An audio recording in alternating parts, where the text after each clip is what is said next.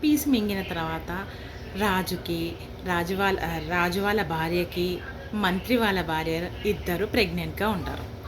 మొత్తానికి ఈ ఒక మునివర్యుడు వల్ల ఈ విధంగా నాకు కడుపొచ్చిందని చెప్పేసి వాళ్ళిద్దరు సంతోషంతో డెలివరీ అవుతారు. డెలివరీ అయిన తర్వాత ఇద్దరికి పాపలు పుడతారు.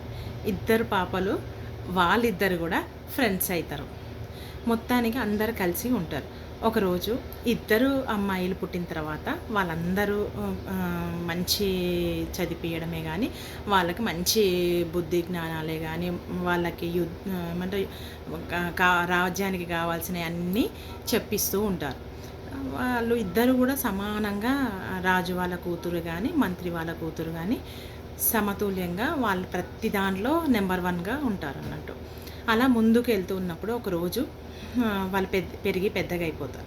పెద్దగా అయిన తర్వాత రాజు, మంత్రి మళ్ళీ వేరే ఊరికి మళ్ళీ వేరే ప్రయాణం జరుగుతూ ఉంటుందండి. చాలా రోజుల తర్వాత వెళ్తున్నాం కదా, వెళ్దామని చెప్పేసి బయలుదేరుతారు.